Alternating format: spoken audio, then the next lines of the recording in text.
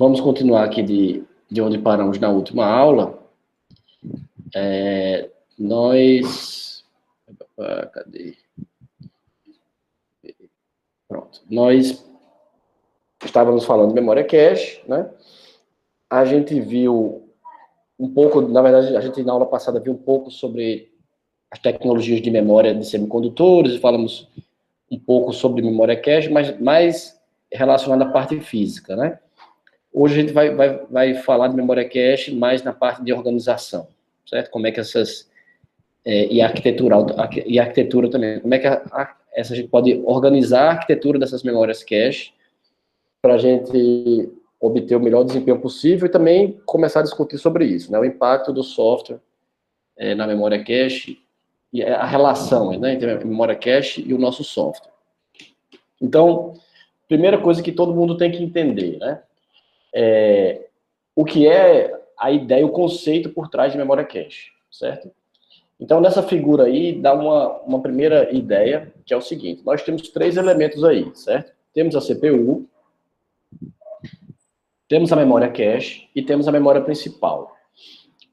Esse diagrama mostra a memória cache como uma entidade separada, mas a gente já falou bastante nisso, que o avanço tecnológico fez com que a cache fosse incorporada dentro do mesmo chip, certo? Mas não deixa de ser um elemento separado. É um elemento independente, sendo que fisicamente, na hora de fabricar o circuito, ele é fabricado na mesma pastilha da CPU, mas ele é independente da CPU, certo? Então temos a CPU, temos a memória cache e a memória principal. A transferência de dados entre a memória principal e a memória cache é feita em blocos, tá? Então, a memória cache, a memória principal, os dados que estão nela, dados e instruções, são transferidos em blocos para a memória cache. Por quê? Como a memória principal ela é bem mais lenta, então o acesso custa caro, né? Custa tempo. Então é interessante que quando for fazer esse acesso, que seja feito logo num grande volume de dados. Então são transferidos vários blocos da memória principal para a memória cache. Quando a CPU requisita um dado ou instrução, esse dado é transferido em palavras, uma palavra por vez, da memória cache para a CPU, tá? Então, vocês já devem, né, com certeza já estudaram isso antes, já viram essa ideia de memória cache, as noções principais, que dizem o quê, né? Quando a CPU requisita uma instrução, requisita um conteúdo, ela passa um endereço. Primeiro, procura-se, a própria memória cache faz isso, certo? A CPU não faz isso, a CPU manda o endereço. A memória cache tem um circuito também, né, um microcontroladorzinho lá que controla a memória cache. Esse circuito faz uma busca na memória cache por aquele conteúdo. Se tiver na memória cache, ele manda da cache para a CPU. Se não tiver, vai buscar na memória principal e passa para a CPU. Nesse processo da memória principal de passar para a CPU, é salvo uma cópia na cache. Porque caso a CPU solicite uma segunda vez o mesmo conteúdo, na segunda vez ele vai estar na cache, certo? Então, o que acontece? A gente... isso foi implementado dessa forma, baseado-se num princípio que é chamado de princípio da localidade. Esse princípio da localidade, nós podemos interpretá-lo da seguinte forma: existem 2 tipos de localidade, a localidade temporal e a localidade espacial. O que é que esse princípio da localidade diz? Diz que quando um endereço, seja de instrução ou seja de dados, ele é requisitado, existe uma grande probabilidade dos endereços mais próximos a esse endereço serem também chamados nos instantes seguintes. Então, se a gente fosse falar de estatística e dissesse o seguinte: olha, um endereço X foi requisitado. Então, existe uma grande probabilidade dos endereços próximos ao endereço X serem também requisitados nos próximos instantes. Tá? Esse próximo, ele pode ser uma proximidade, que é justamente a localidade, né? Esse próximo pode ser um próximo espacialmente falando, então a gente estaria falando de uma localidade espacial, ou um próximo temporalmente falando, seria uma localidade temporal. Tá? Da onde veio isso? Né? Primeiro o seguinte, os nossos códigos, os nossos computadores executam instruções. As instruções, eles são resultados de algoritmos. Né? E os algoritmos são uma sequência de passos, não é isso? Né? Que são executados para se chegar a um objetivo. Então, é uma sequência. Então, isso já nos dá uma localidade espacial. Ou seja, se você tem uma instrução 1 que vai ser executada, a próxima instrução mais provável é a instrução 2. Em seguida, depois da 2, vem a 3. Depois da 3, vem a 4. E por aí vai. É claro que existem momentos em que essa localidade ela é quebrada. Não é? Como assim quebrada? A localidade ela é quebrada se você tem um laço, uma repetição, se você tem um condicional, uma instrução condicional, se você tem uma chamada a um subprograma. Então, essas instruções, elas quebram um pouco a localidade espacial. Você tem um if, lá como eu sempre dou esse exemplo, tem um if e uma condição. Então, a localidade espacial diz que o bloco que está logo abaixo, que é o bloco do if, ele está mais próximo espacialmente falando do bloco do if do que do bloco do else. O bloco do else está mais distante, certo? Segundo o princípio da localidade, ele vai apostar, então existe uma probabilidade maior dele tentar trazer o bloco que está no if, certo? Até porque, por isso que existe essa transferência de blocos também. Porque quando ele vai na memória principal buscar um dado, uma instrução, ele vai buscar logo um bloco. E na hora de trazer um bloco, ele traz o if e as instruções logo após o if. São as que estão perto desse if. Tá? Porque ele aposta nessa localidade espacial. A outra localidade é a temporal.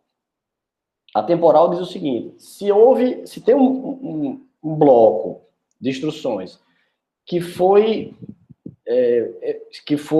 consultado, que foi chamado nesse instante, existe uma grande probabilidade desse mesmo bloco ser requisitado em instantes mais futuros. Certo? Então, por que é isso? Né? Porque de onde vem a localidade temporal? A localidade temporal já é uma consequência dos laços e das repetições. Porque se você tem um bloco, né, e esse bloco ele está sendo executado, pela localidade espacial, as instruções seguintes são aquelas com maior chance de serem executadas. Mas o que acontece? Pela localidade temporal, se houver uma repetição, o que vai acontecer? Aquele bloco ele vai sendo executado, quando ele chega no final, ele é interrompido e volta-se para o começo do bloco. E aí você tem um laço. Né? E vai seguindo essa lógica. Percorre o bloco, retorna. Percorre o bloco, retorna. Então, o que acontece? Você cria ali uma localidade temporal. Tá? O que é que diz a localidade temporal? Que diz que aquelas instruções que são acessadas em um determinado momento, elas possuem uma grande probabilidade de serem chamadas novamente. Quanto mais se distancia o tempo, menor é essa probabilidade. Ela vai sendo diminuída. Então, se você tem uma instrução 1, se a instrução 1 foi chamada agora, então existe uma grande chance da instrução 1 ser chamada depois, no instante seguinte. Essa probabilidade diminui um pouquinho quando você chegar na instrução 3.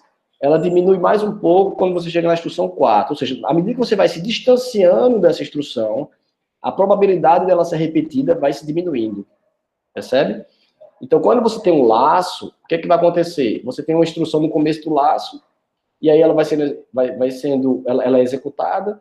À medida que o bloco vai sendo executado, a probabilidade daquela instrução ser executada de novo diminui. Mas quando ocorre no final do bloco a repetição e volta-se para o início do bloco, aí a probabilidade daquele bloco aumenta de novo. Então, se você pegar, imagina um trecho de um código seu, que tem um bloco ali que fica uma repetição, um bloco que fica um laço, que fica ali se repetindo. O que vai acontecer? A probabilidade de ser chamada novamente, a probabilidade das instruções serem chamadas novamente dentro daquele bloco, ela se torna muito maior do que a probabilidade de instruções que estão fora do bloco. Percebe? Então, as instruções que estão fora do bloco, antes do bloco, que foram executadas anteriormente, elas vão sendo esquecidas ao longo do tempo, certo? E vão ficando para trás. Então, as instruções que estão dentro do bloco recebem uma prioridade maior, porque elas estão se repetindo ao longo do tempo, certo? Então, pela localidade temporal, a memória cache vai dar prioridade a essas instruções. Então, a memória cache, ela dá prioridade às instruções vizinhas, espacialmente, ou seja, os endereços próximos, tá? E ela dá também prioridade às instruções que foram executadas recentemente, tá? Porque tem esse princípio da localidade, e esse princípio ele não é teórico, é um princípio que foi comprovado, e já é comprovado estatisticamente, certo? Quando você tem blocos e repetições, você fica ali dentro e é muito difícil você voltar para antes do bloco, certo? Então, existe essa... E esse princípio norteia a implementação e os algoritmos da memória cache. E eu estou falando de instruções. Se a gente for para o mundo dos dados, acontece a mesma coisa. Então, vamos pensar nos nossos dados como um array. Se o elemento i do array for acessado, em um determinado instante, ele for requisitado, em um determinado instante, o elemento que tem maior probabilidade de ser chamado, de ser requisitado na próxima instrução, mesmo que você não enxergasse, imagine que você é a unidade de controle e você não sabe quais são as instruções que estão chegando. Aí vem uma instrução e diz o seguinte: eu preciso do elemento i desse array. Aí você, como CPU, vai dizer, então eu vou buscar o elemento i. Mas se eu fosse apostar, eu diria que o elemento i mais 1 é o elemento que tem maior probabilidade de ser chamado nas próximas instruções. Então, eu vou fazer o seguinte, já que eu vou na memória principal buscar o elemento i do vetor, eu vou aproveitar, vou trazer o i mais 1, o i mais 2, o i mais 3, até caber nesse meu bloco. O que couber no meu bloco, ou seja, vou trazer de uma vez só.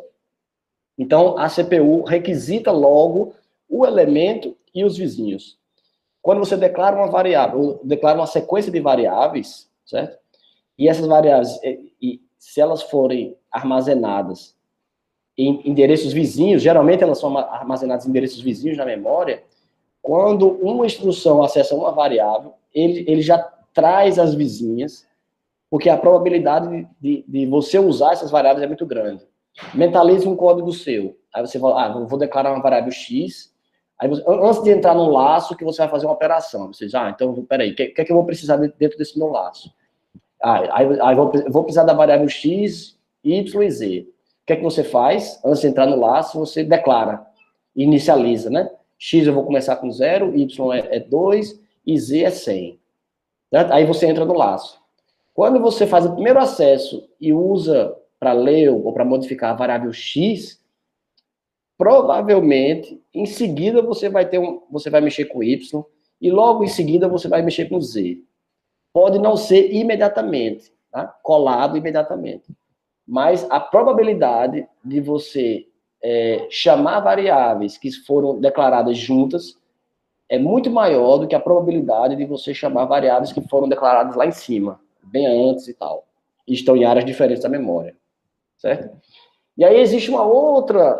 E aí já entro naquele assunto de técnicas de programação e tal, que é mais interessante você, quer dizer, você sabendo disso, é mais interessante, em alguns casos, você forçar o computador, né, forçar o seu compilador, que é o compilador que vai organizar isso, forçar o seu compilador a, quando compilar o seu código, colocar variáveis que você considera importantes, colocar elas vizinhas uma das outras. Porque quando você chamar uma, ele já vai trazer as outras. Certo? Então, você forçar um pouco a barra e tentar fazer com que elas sejam declaradas juntas, porque elas são críticas e você quer que elas estejam juntas na memória cache. Certo? Então, isso aí já vem como uma dica aí de programação que a gente vai ver como fazer isso mais à frente. Tá certo? Então, a gente precisa saber disso, tá? Que a cache vai apostar na localidade. E sendo assim, se você conseguir explorar essa localidade, você vai ganhar desempenho. Então, essa é a grande teoria por trás disso tudo, tá? Deixa eu ver se alguém requisitou para entrar na sala, porque eu acho que eu tenho que autorizar, mas deixa eu só checar aqui bem rapidinho com vocês. Beleza. Pronto. Acho que é isso. Opa.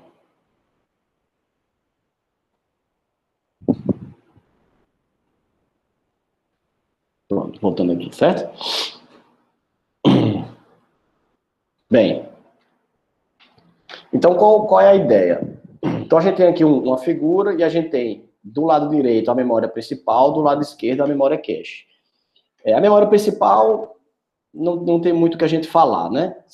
Nós temos os conteúdos, né, os dados aqui dentro, né, das palavras e os endereços. Cada palavra tem o seu endereço, não é assim? Então aqui vamos colocar de forma sequencial. Então a palavra 0, 1, 2, 3, assim vai. E um certo número de palavras formam um bloco.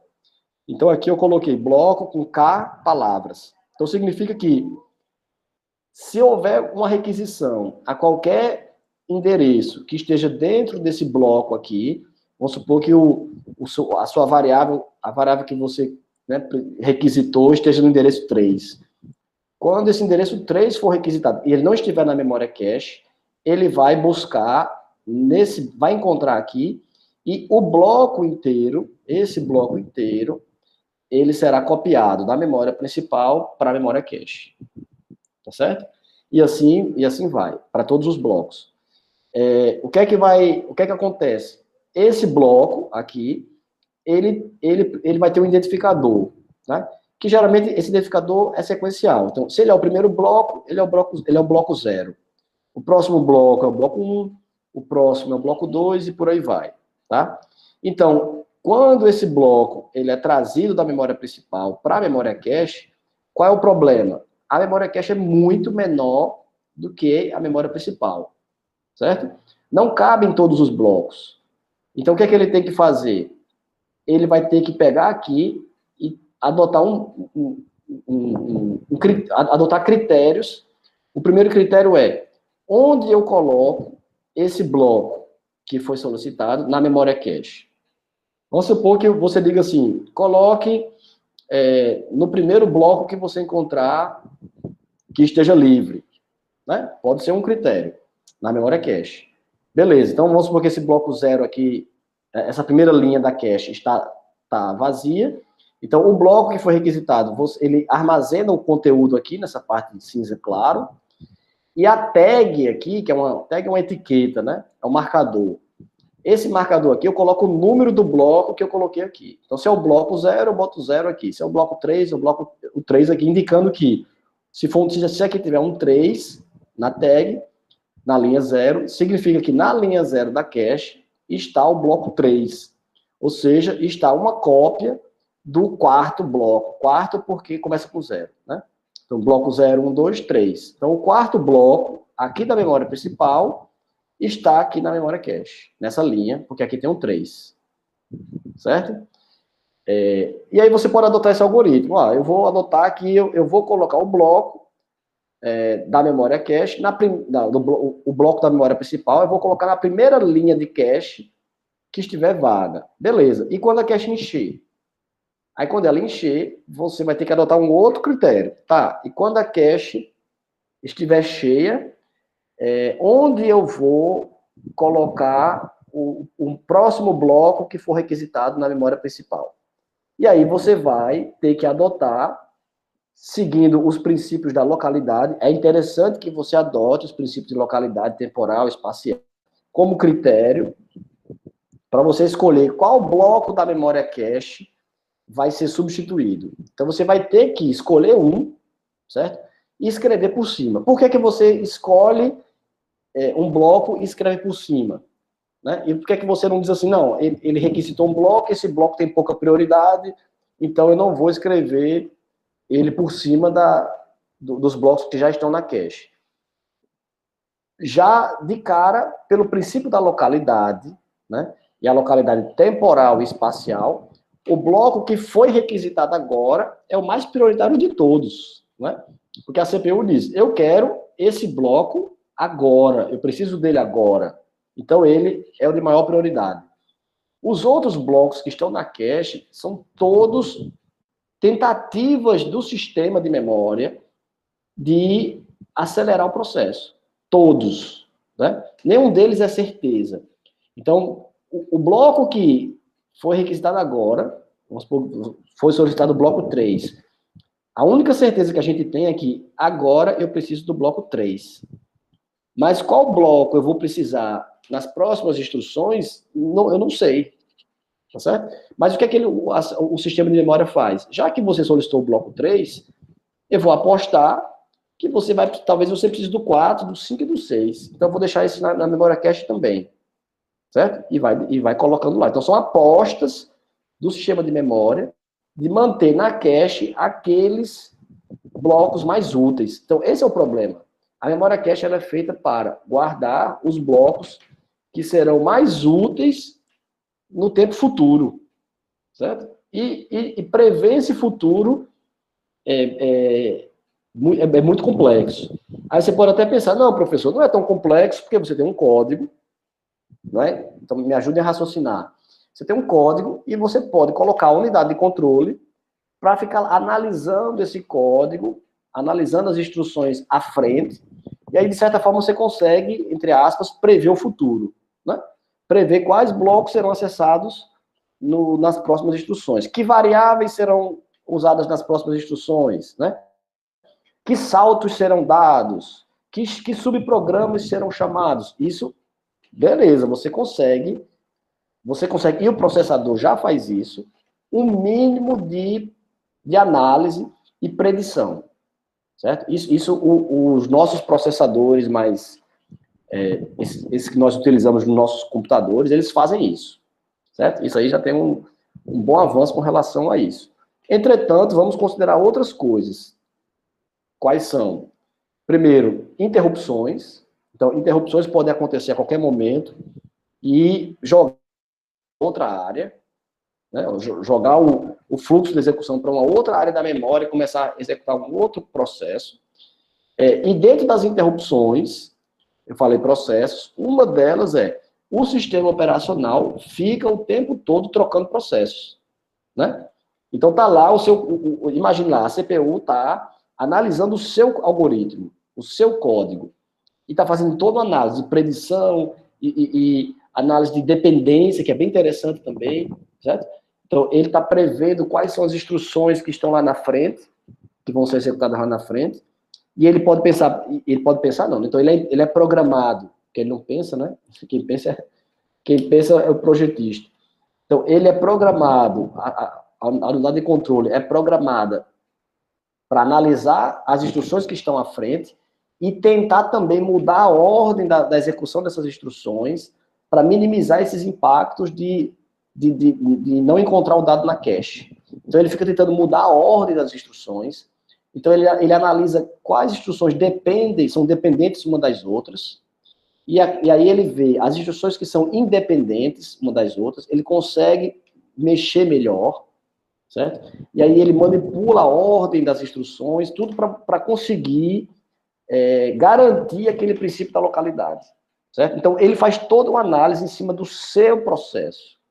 E aí vem o sistema, quando ele está, né, todo montado, e a memória cache toda preenchida, já com as predições que os algoritmos fizeram, né? Que os algoritmos geraram uma predição E aí, na cache, estão aqueles melhores blocos. Aí, o que acontece? Chega o sistema operacional e diz, pá, para de executar esse processo e eu vou executar um outro. Certo? Então, na hora que ele faz isso, a sua cache, ela não é infinita. Né? Pelo contrário, a cache é muito pequena. Então, o que ele vai ter que fazer? Ele tira o que está na sua cache e coloca o outro processo. Então, o que está na sua cache vai estar na cache L1 e na cache L2, por exemplo. Aí, ele pega um outro processo e coloca para executar. Esse outro processo, sendo grande, ocupa logo a memória cache L1. Tira todo, pelo princípio da localidade, o seu processo perde toda a prioridade. Tá? Porque ele muda de processo, ele pula para outra área da memória. Então, espacialmente falando, ele está bem distante do seu processo. Certo? E começa a preencher a cache. E aí, temporalmente falando, o seu processo começa, cada vez que o tempo vai passando, vai perdendo prioridade. Porque tem coisas muito mais recentes em execução. Então, ele coloca um segundo processo para rodar, o seu processo vai perdendo prioridade. E, com isso, vai perdendo espaço na cache L1, que é muito pequena e isso acaba rápido. Ele logo sai da cache L1. Mas você tem a cache L2, certo? Sendo que a cache L2 é maior, mas também continua sendo muito pequena. E esse segundo processo começa a espremer o seu processo na cache L2. Se você tiver só 2 processos, pode ser que antes do seu processo ser totalmente removido da cache L2, o SO coloque o seu processo de volta para executar. Aí o seu processo ganha prioridade, de novo, e começa a tomar de volta o espaço que perdeu na cache L2 e na cache L1. Mas sabemos que não temos só 2 processos em execução, temos vários. Basta você abrir o seu gerenciador de tarefas no seu sistema operacional e ver lá a quantidade de processos em execução, você vai ver que tem, né, dezenas deles. Então, o que acontece? Esses processos, eles vão entrando em execução e vão empurrando o seu processo para fora da cache L2. Então, é como se fosse uma sanfona, né? É uma coisa meio elástica mesmo. O seu processo entra em execução e começa a encher e ganhar espaço na memória cache. L1, L2, L3 ganha espaço, inchando. Aí ele é tirado de execução. E aí ele perde a prioridade. E aí ele vai sendo encolhido, espremido e jogado para fora. Certo? E aí depois você estica de novo. Então, o que é que a gente pode concluir com isso? É que, claro, memória cache pequena, você vai ter o seu processo vai sofrer muito mais. Né? Cada processo vai sofrer muito mais. Então, cache maior é bem melhor, com certeza. Uma outra coisa que a gente percebe é que muitos processos em execução fazem mal ao desempenho. Então, se você tiver um sistema operacional que faz muita permuta de processos, e você tem muitos processos em execução, o próprio sistema operacional prejudica o seu processo. Certo? Então, aí vem, né? Por isso que o pessoal gosta, né? Tem uma corrente que gosta muito do Linux. Porque aí tem duas coisas nos sistemas Linux e tal, né? A primeira é isso, realmente o Linux tem bem menos processos em background que ficam executando, né? Quando você entra no Windows, a quantidade de processos é bem maior. Você entra no Windows, tem um antivírus, tem um monitor de não sei o quê, tem um monte de processos que tem um objetivo, que é outra coisa para a gente perceber, né? Tem o objetivo de manter o sistema mais agradável, o sistema mais interativo, mais bonito, né? com background animado, né? com cores e tal. Então, tem muito mais preocupação em deixar esse sistema o mais agradável possível. Né? Se você for... Então, e aí tem uma questão histórica nisso, né? O Windows ele foi desenvolvido desde o início e ainda mantém muito essa pegada. Ele foi desenvolvido com o objetivo de ser um sistema interativo, fácil de usar, para aquele usuário para atingir um público, né, que é aquele usuário que tem pouquíssimos conhecimentos ou nenhum de sistema, de computação, né, de configurações, de programação. Então a ideia, olha, com esse meu sistema, você vem aqui, clica com o mouse e abre e ele faz. Então, tudo muito simples. Então, ele é feito para isso, certo? Então, ele nasceu para isso. Então, né, nasceu com essa essência. Já o sistema Linux, que nasceu do sistema Unix, ele já tem uma outra essência. A outra essência é, se você não entende de comandos de sistema operacional, de programação, de administração de sistema, não venha para cá. Não é a sua praia. Não é isso? Então, não é aqui não é o seu lugar. Aqui é para quem quer mexer, precisa mexer em comandos e tal. Então, o que é que eles fizeram? Não estou preocupado, né, no Unix, não estou preocupado em manter a coisa simples, agradável, bonita, interativa. Eu quero manter a coisa funcionando e, principalmente, eu quero que ele sempre funcione, que ele não trave, que ele não deixe o sistema na mão, não derrube o sistema. Certo? Então, essa foi a essência do Unix, que depois o Linux incorporou, né? E com as suas adaptações, e também a Apple fez com o OS X, né? O macOS, que é o sistema operacional da Apple, né? Que foi pegar um Unix, que tem essa base sólida, e foi adicionando essa questão de interação, interface com o usuário, de tornar a coisa mais simplificada, uma camada acima. Se você for prestar atenção hoje, onde o Linux peca, é quando ele tenta fazer a coisa mais interativa, mais agradável e tal, aí você trava, né, o sistema trava, tal, porque ele está entrando numa praia que não é dele. Então, quem já usa Unix sabe, vai tentar usar o OpenOffice e ver como é que ele é e trabalhar nele, e vai trabalhar com o Microsoft Office, né? É outra coisa, né? A Microsoft tem muito mais qualidade de apresentação, de usabilidade, é mais simples, certo? E quando você vai nas ferramentas, ou tentar fazer no Linux, aquelas operações, rodar aqueles programas que são mais interativos, jogos e tal, é onde ele vai travar, ele trava, ele reinicia, ele não anda, ele fica lento, é onde ele erra, né?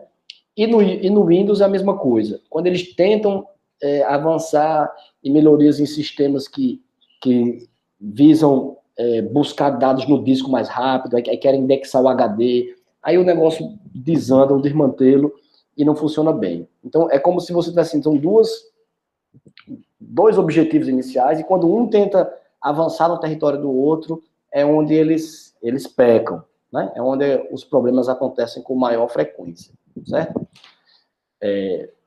Então, eu também considero, né, porque tem gente que gosta de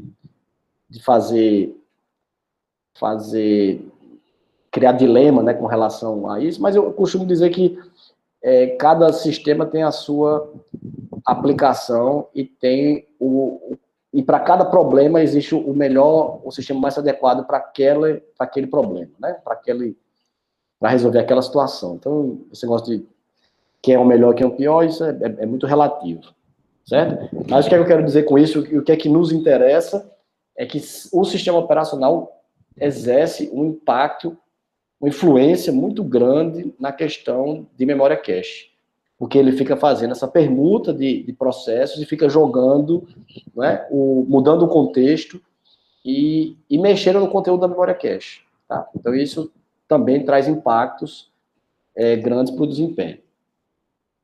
Bem, então aqui eu já falei, já expliquei para vocês, né? Então, como é que funciona uma operação da cache? A CPU requisita um conteúdo da memória principal, antes ele é procurado na cache, se encontrado ele já pega o dado, e isso é um benefício, aí é uma coisa importante. A isso é dado o nome de cache hit. Hit é HIT, né? Hit é um acerto, né? Então, houve um cache hit. Então, tem livros que traduzem como acerto de cache, eu acho meio... Mas, né? Então, um cache hit. Então, ele buscou um dado e esse dado estava na cache. Então, ponto para ele, né? Se não tiver na cache, aí é chamado de cache miss, uma perda de cache, tá? Quando ocorre um cache miss, aí o prejuízo é grande, né? Então, ele vai ter que ir na memória principal buscar, e aí ele busca o bloco inteiro. Se tiver os sistemas têm, né? Se tiver mais de um nível de cache L1, L2, L3 e tal, então ele procura na cache L1, então é um mini, essa operação em várias escalas. Ele vai na cache L1, procura, não encontra, vai na cache L2, procura, não encontra, vai na cache L3, procura, não encontra, vai na memória principal. E os sistemas operacionais, a gente vai estudar isso mais na frente, adicionar ainda uma outra possibilidade, que é, se a memória principal ela encher, certo? O sistema operacional implementa um mecanismo que usa essa memória principal como se fosse uma cache do disco. Então, ainda é possível que um dado não esteja na memória principal, e aí ele vai buscar no HD. Certo? Então, isso chama-se de memória virtual. Por que tem esse nome memória virtual? É que a memória principal ela é virtualizada no HD. Certo? Então, ele procura na memória principal, não acha, aí ele vai lá no HD e lá com certeza vai estar. Certo? E se acontece isso, é porque você, né, o usuário, evocou e chamou tantos processos, encheu tanto a sua memória principal, que os processos em execução, porque no HD ficam ficam os códigos, né, os programas compilados que não foram chamados, né, os arquivos, eu não estou nem falando disso. Então ali esses ficam guardados no HD. Mas o que eu estou falando é processos em execução. Então, você abre um processo, depois abre outro, e os seus processos também vão crescendo, porque, né, usa memória dinâmica e vai evocando mais memória, vai instanciando, vai crescendo a parte de dados. Então, os processos vão inchando e tomam conta de toda a memória principal. Na hora que tomam conta de toda a memória principal, qual a alternativa? Ou o sistema operacional diz, meu amigo, eu não vou mais rodar nada para você, porque não cabe mais. Quero que o MS-DOS fazia antigamente. Você, né, baixava um joguinho lá, quando você dizia, execute para mim, o SO dizia, não tem memória para executar, e acabou o assunto. Aí, mas, depois de memória virtual, mudou. O que acontece? O sistema operacional, o que é que ele faz? Ele checa, não tem mais espaço na sua memória principal, eu vou pegar, igual faz com a memória cache, vou pegar alguma parte da memória principal que está sendo pouco utilizada, vou fazer uma cópia no HD, e vou colocar o que você está pedindo para executar na memória principal e eu executo, certo?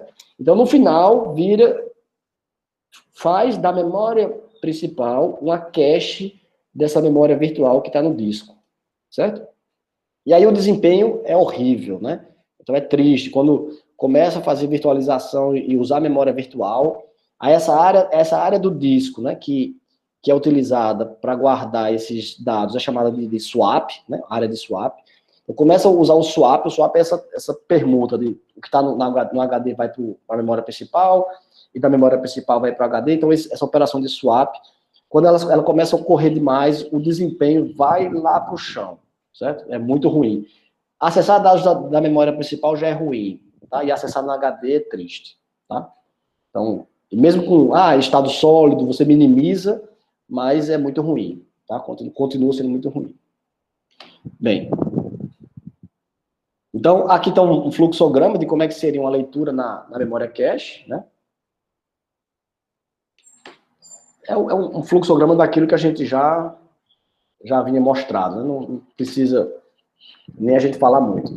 Uma curiosidade que eu encontrei isso há um tempo atrás, essa informação em alguns artigos, é difícil você encontrar isso, sabe?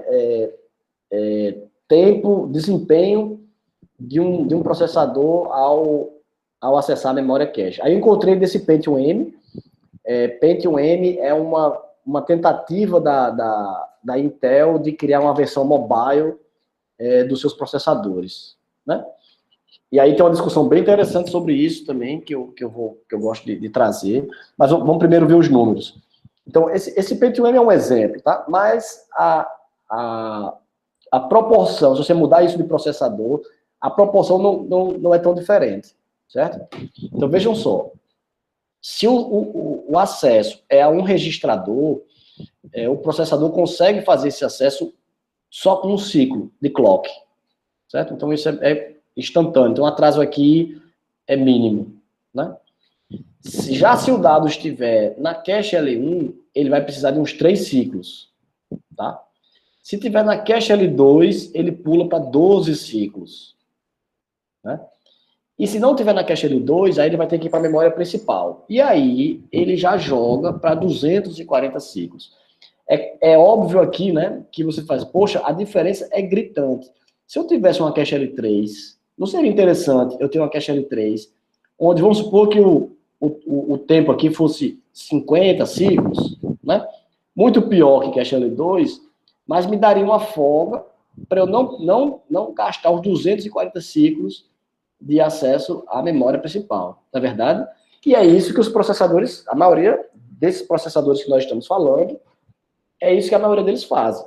Eles colocam uma cache L3 para diminuir esse gap, né? Esse precipício entre um nível de memória e outro. Então, aqui é muito ruim. Então, cada vez que ele for buscar um dado na cache L2 que não tiver, ele vai ter ali, ó, umas 20 vezes, né? Quase 20 vezes pior do que se ele tivesse na cache L2, certo? Então, isso é a realidade, né? Então, o prejuízo de um cache miss é muito grande, tá? Então, o que é também curioso a gente parar para refletir sobre isso. A gente fala sempre desses processadores, porque são os que a gente tem um contato diário, né? Os processadores da Intel. Entretanto, uma coisa interessante é esse movimento do Pentium M e da Intel, ele mostra bastante isso. Eu pergunto a vocês, quem de vocês tem um smartphone? Todos devem ter um smartphone, né? Aí no bolso de vocês, ou aí do lado. Todos têm um smartphone. Quem de vocês tem um smartphone com processador Intel? Né? Quem tem? Eu não tenho, e eu também não tenho nenhum amigo conhecido que diga que tem. Eu conheço uns smartphones que têm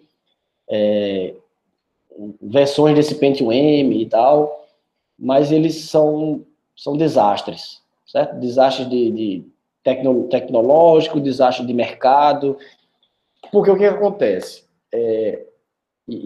Os processadores da Intel, parecido com aquela discussão que eu estava apresentando para vocês sobre Linux e Windows, a essência deles, eles foram projetados e foram criados para quê? Os processadores da Intel, então teve uma época que a Intel investia em microcontroladores e a Intel foi crescendo essa parte de processadores para PCs, e dentro da Intel criou-se duas divisões. Uma divisão para sistemas embarcados, que eles chamavam, e uma divisão para processadores de PCs, certo? O que acontece? Essa divisão de sistemas embarcados desenvolvia microcontroladores que, inclusive, eram um sucesso, vendiam demais e tal, porque esse microcontroladorzinho, ele aceita assim, um conjunto assim, de limitadíssimo de instruções assembly, trabalha só com 8 bits, não tem memória cache, certo? A coisa você tem que conectar ele numa plaquinha, geralmente o pessoal botava uma memória ROM ou memória flash, com o códigozinho assembly lá, e ele ficava executando aquilo. Mas por que aquilo ali era um sucesso? Porque com aquilo, quem conhece Arduino, né, é uma versão do Arduino muito, muito inferior. E qual é a vantagem? É muito barato e é muito eficiente para você controlar, fazer automação residencial, automação industrial, controlar máquinas, controlar o sinal de um semáforo, né? Você bota ali verde, vermelho, ali você um temporizador, você controlar aquilo, controlar o elevador, o forno de micro-ondas, controlar aí dentro de um carro, sistema de injeção eletrônica, sistema de airbag, sistema de freio ABS e por aí vai, né? Então, esses microcontroladores são muito utilizados, tá? Se você somar a quantidade de processadores embarcados, e aí entra microcontroladores e os processadores para smartphone e tal, existem muito mais processadores dessa natureza do que processadores como maiores para PCs como Intel e AMD. É tanto que a Intel não é a empresa fabricante de processadores que mais fatura do mundo. Ela perdeu esse posto já há muito tempo, certo?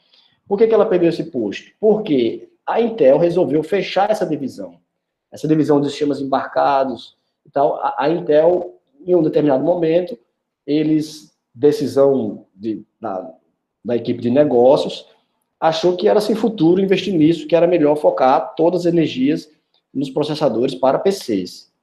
O que é que vem ocorrendo? É que esses microcontroladores, eles foram avançando, e também outros fabricantes adotaram uma outra postura, que era o seguinte, que era inverso, né? Do jeito que existe Linux e Windows, esses fabricantes começaram a fazer o seguinte: e se nós pegássemos, ao invés de querermos fazer um processador super poderoso e complexo, e se a gente pegasse um microcontrolador desse, que é muito simples, e a gente começar a avançar e melhorar esse microcontrolador, certo?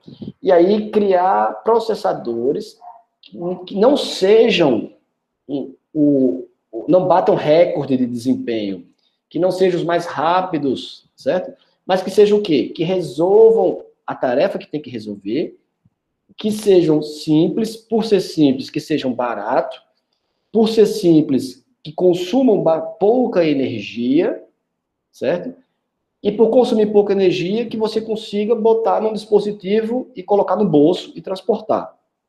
Então, pega um smartphone, se você colocar um processador da Intel, esse Pentium M, né, mesmo aí, por que ele foi um fracasso? Porque a bateria, ele esquenta demais, a bateria não dava conta, então você carregava de manhã, e aí quando chegava de meio-dia, você tem que carregar de novo.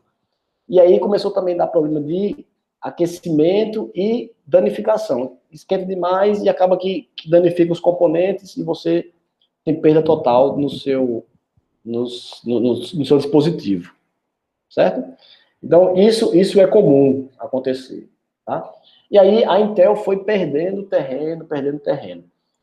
Um fabricante de processador bem conhecido é a ARM, que basicamente, e eles desenvolveram uma arquitetura ARM de processadores, e eles licenciam essa arquitetura para outros fabricantes. Então, não necessariamente eles fabricam, eles desenvolvem um projeto, e se uma outra fábrica quiser, pode pegar esse projeto, pagando para eles, é claro, pode pegar esse projeto e fabricar processadores utilizando essa arquitetura ARM. Então, praticamente, quase todos os smartphones, certo, que estão aí no mundo, Android, eles rodam em cima de arquitetura ARM. Então, imagine aí o nicho de mercado que a Intel perdeu, né? Também, eu acho que isso não faz muito tempo. Pela primeira vez na história, eu acho que isso fazem uns 2 anos só, a gente depois pode procurar, que a venda de smartphones superou a venda de notebooks no mundo, né? Então, e isso você pode colocar isso no dia a dia de vocês. Vocês que são estudantes e vão se tornar profissionais da computação, vocês têm uma necessidade. Eu tenho necessidade de ter um notebook, né? Mas fora isso, quem não for profissional nessa área, se o notebook de uma pessoa dá um defeito e quebra, a pessoa, com calma, né, vai fazer uma pesquisa, procurar melhor preço, pode encontrar, vai até comprar pela internet, receber em 15 dias, em 20 dias, vai reclamar um pouco, poxa, faz 20 dias que eu comprei meu notebook, não chegou ainda, eu estou sofrendo porque não estou conseguindo trabalhar direito, né? Mas sobrevive. Essa mesma pessoa, se o smartphone dela quebrar de manhã, ela almoça, já vai para uma loja e já compra um novo smartphone, porque não consegue ficar um dia sem o smartphone, né? Então, essa é uma realidade para a maioria das pessoas. Então, tornou-se um elemento essencial. E o mercado está mostrando alguns movimentos. Eu até postei, eu acho que eu postei naquele nosso grupo do Facebook, a a ARM comprou a NVIDIA. Na verdade, corrigindo, a ARM fez um pedido, né, para comprar a NVIDIA.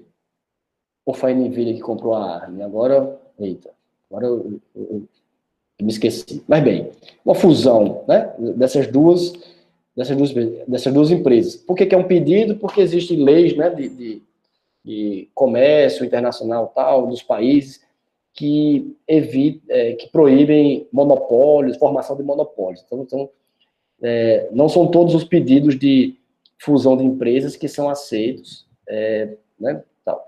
Inclusive, o Reino Unido, que é a ARM é de lá, né, do Reino Unido, está com a Federação do Comércio deles lá, está com um pedido para que o governo negue essa fusão e tal, porque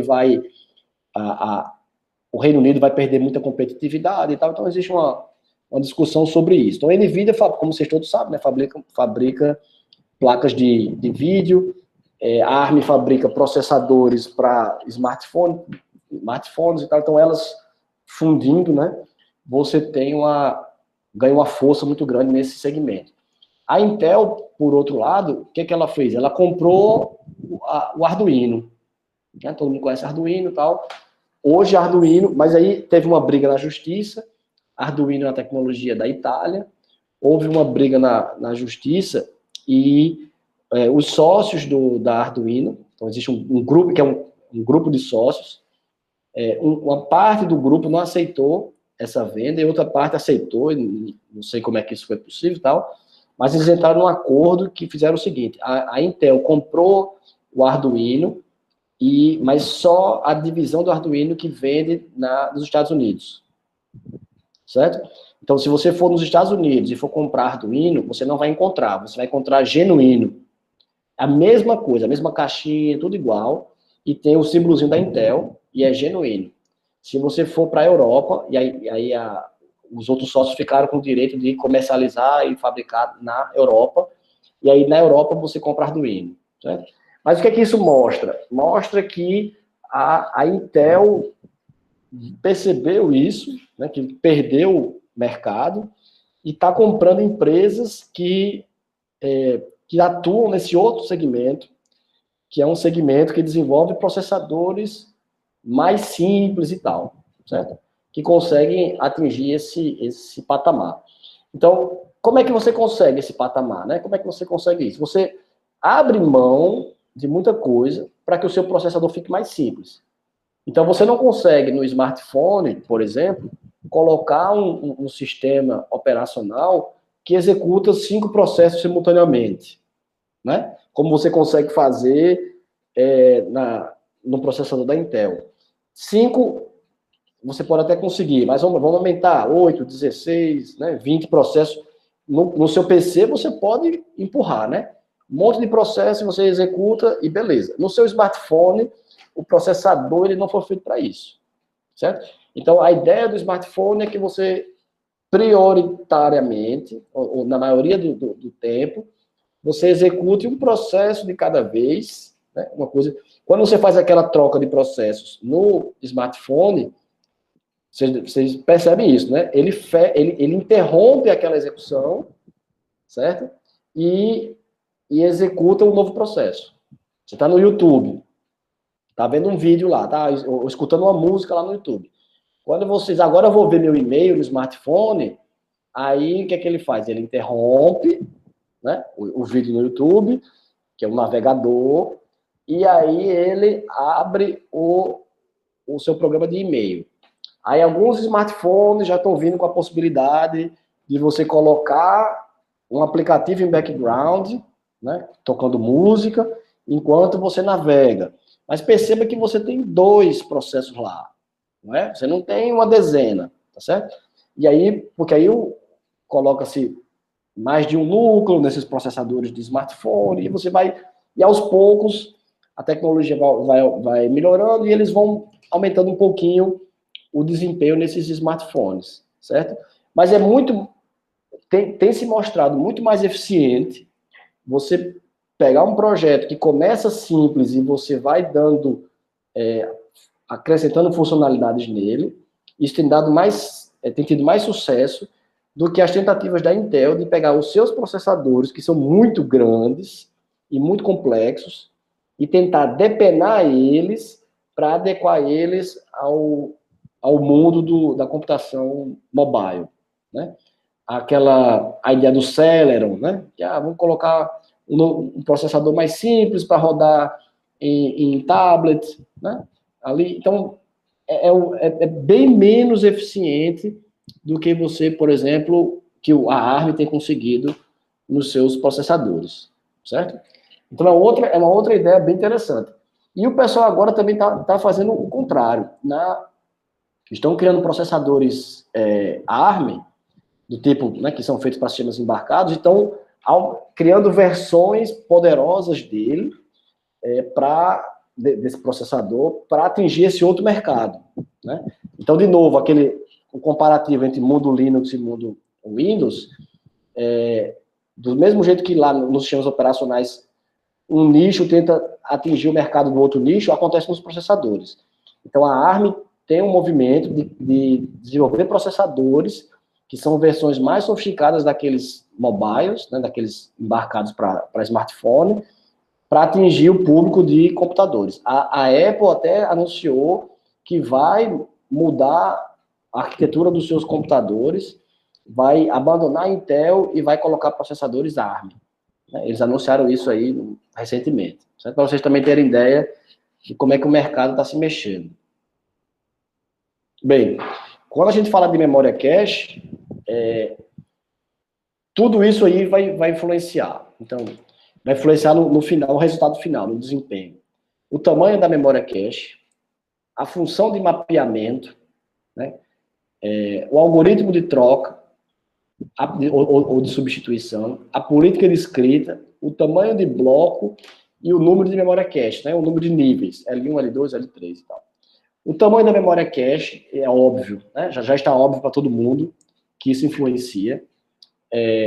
O número de memória caches, eu discuti agora com vocês, né, de você ter, coloca ou não coloca uma cache L3 ali, né, nesse exemplo aqui, fica bem marcante que uma cache L3 aí caberia, e por que a Intel não colocou? Porque a Intel está pensando nesse mundo mobile, né, então eles quiseram encurtar o tamanho do processador para baratear e consumir menos energia, então tiraram um nível de cache, que a cache vai dentro do processador, isso encarece, esquenta, certo?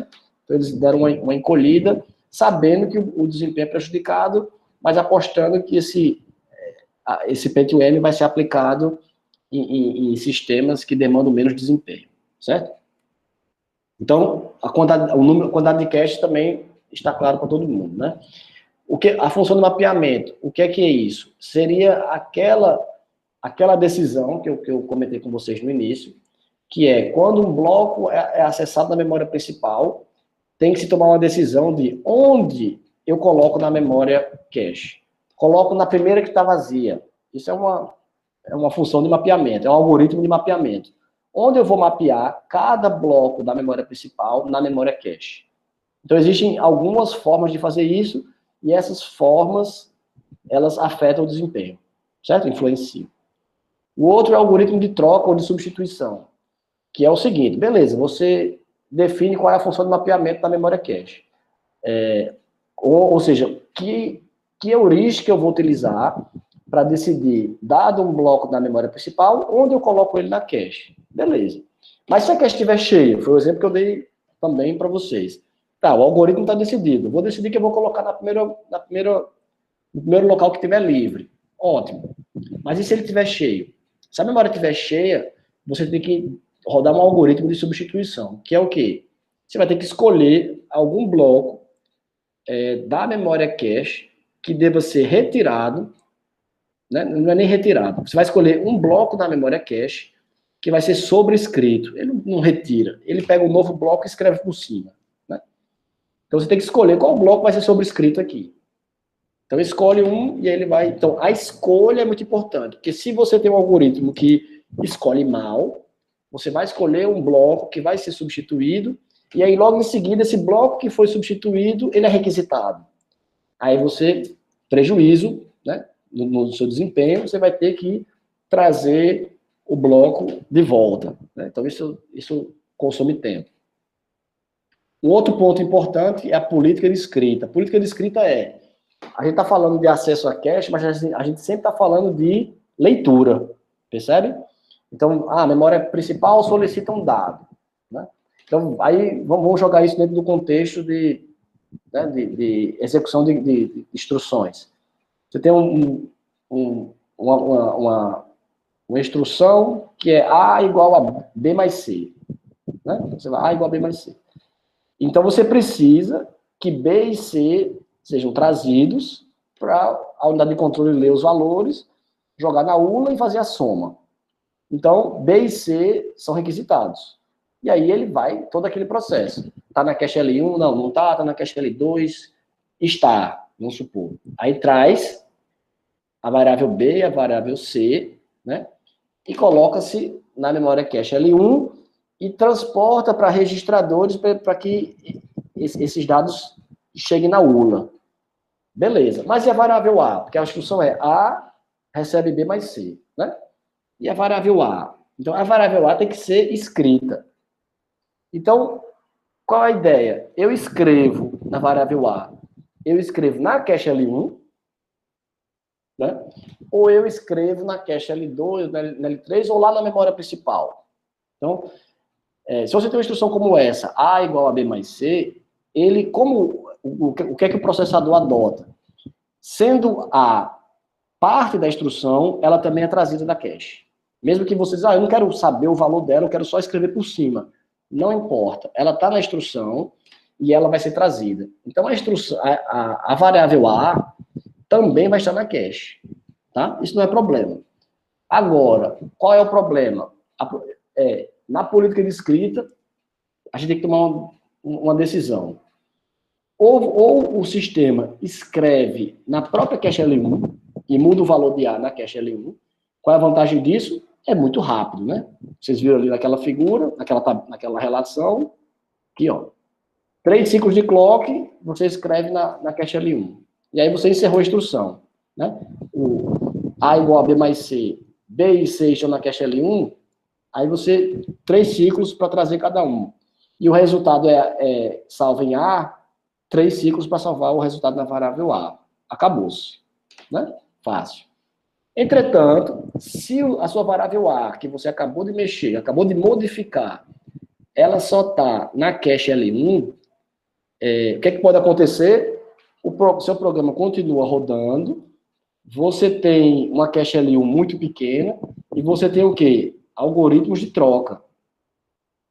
Então, o que acontece se essa variável A deixou de ser acessada, perdeu relevância, perdeu prioridade por causa da localidade temporal, né? Passou-se o tempo, a variável A não foi mais evocada, né? Não foi mais acessada, e aí a memória cache, por ser pequena, precisou colocar outros blocos na cache L1, e aí roda seu algoritmo de troca.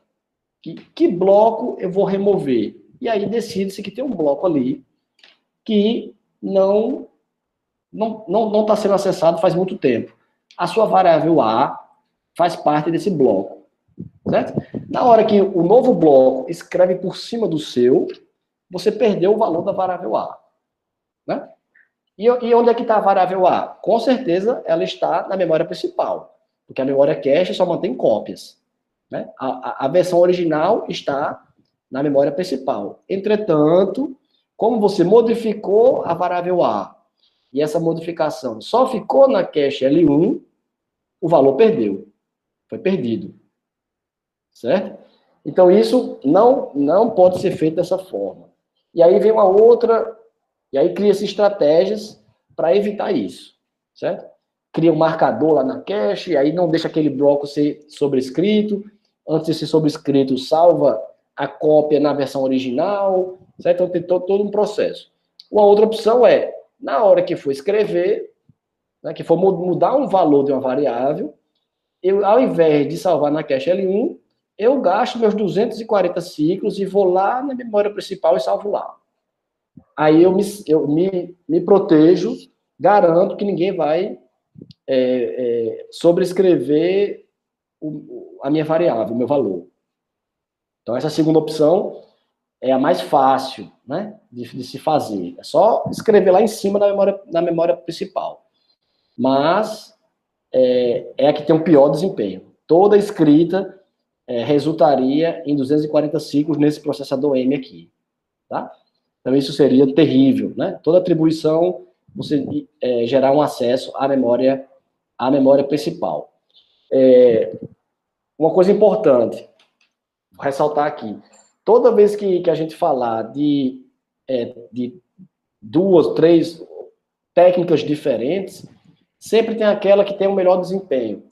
Não significa que as outras técnicas, elas desapareceram. Senão você perguntar, mas professor, por que é que você fica sempre mostrando 2, 3 técnicas e tem uma que é boa e 2 que são ruins, né? Ruins no sentido de desempenho. Por que né? Me ensine logo só as que prestam, só as de bom desempenho e está resolvido. Por quê? Porque essas outras, todas as outras técnicas, abordagens e tal, elas são muito utilizadas nesses processadores reduzidos, de smartphone, né, embarcados em veículos e tal. Então, esse outro nicho de processadores embarcados, geralmente, eles adotam estratégias que resultem numa simplificação do processador. Prefere-se simplificar o processador a ter um desempenho muito grande, mas pagando o preço de ter um desempenho muito grande, mas ter chips que esquentam muito ou que se tornam muito caros e que não aguentam ser alimentados com uma bateria, tem que ficar ligado na energia, certo? Ou então tem que ter uma bateria gigante junto deles. Então, a decisão de projeto, então essa questão, por exemplo, cache L1, L2, L3, o Pentium M aqui dá um exemplo, eu vou colocar só cache L1, L2, mas o desempenho é horrível.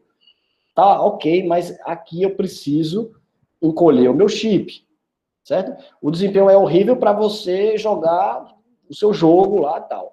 Mas para um dispositivo mobile, acessar a internet e tal, é tranquilo. Para rodar um processo de cada vez, é tranquilo, entendeu? Então, todas as decisões arquiteturais, elas passam, que a gente está falando aqui, né? Todas essas decisões que a gente vai estudar, elas caem nessa fase, que é uma decisão de mercado. Se a gente for escolher só tudo de bom e do melhor, nós vamos ter o Intel Core i9, né, de última geração, tá certo? Mas aí, se você pegar o seu Core e botar num PC, você vai ter que ter um ventilador maior, né, um cooler do tamanho de uma caixa de sapato. Então, só para resfriar aquele processador. Né? Se você botar no bolso, você vai queimar a sua calça, vai pegar fogo mesmo. Né? Então, não faz sentido. Certo? Então, tudo depende de uma decisão de mercado, de para onde eu vou. Então, tem técnicas que a gente apresenta aqui que parecem não fazer sentido. Poxa, esse negócio não faz sentido você pegar os seus dados e escrever todos na memória principal o tempo todo e jogar e denegrir o desempenho. Mas aí você simplifica o seu circuito, certo? Bem, outra decisão importante é o tamanho do bloco. O que é que diz o tamanho do bloco? O tamanho do bloco diz o seguinte: se o bloco é pequeno, lá na memória principal, o que é que isso ocasiona? Ocasiona que cada vez que um endereço for solicitado na memória principal, poucos vizinhos vão ser trazidos juntos. Percebe? Porque o bloco é pequeno. Se o bloco é grande, quando um dado ele é solicitado, você traz muitos vizinhos, né? Simultaneamente. E aí tem as consequências disso.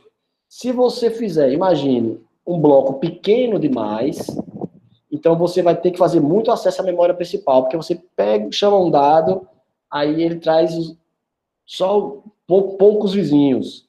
Aí daqui a pouco você vai ter que ir de novo na memória principal para pegar os próximos. e aí ele traz poucos vizinhos e por aí vai.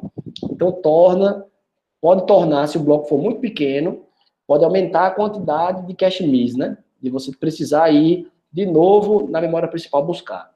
Se o bloco for grande demais, é como se você apostasse demais nessa localidade espacial. Então você chama uma instrução e ele traz, ou um dado, né, uma variável sua lá, você traz aquela variável e vários vizinhos crente que o seu código vai usar todas agora. E a gente sabe que isso não é verdade, né? Então, se o bloco for grande demais, você pode estar trazendo vizinhos em excesso. E aí, esses vizinhos em excesso, o que é que eles fazem? Eles enchem a cache. Então, a cache, quando o bloco é grande demais, a cache fica com dados que não são úteis. Né? No meio dos úteis, tem dados menos úteis. Então, você tem um baixo aproveitamento da cache.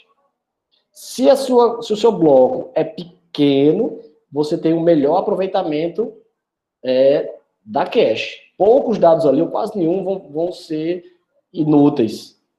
Mas se for pequeno demais, né, vai precisar você trazer vários blocos e várias vezes na memória principal para trazer os blocos, percebe?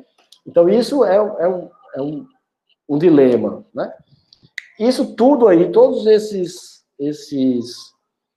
pontos na hora do projeto da cache, eles podem ser estimados com simulações, né, que é o que os fabricantes fazem, tá? Bem, o tamanho da memória cache é claro que importa, né? A gente já falou sobre isso. É uma cache muito grande, com certeza você coloca uma folga na cache e aí você está tranquilo de que os dados dos seus processos estarão na memória cache e você vai ter um grande desempenho, né? Mas aí, de novo, a memória cache, ela está onde? Né? Quase todas as arquiteturas atuais colocam essa memória cache dentro do processador, certo?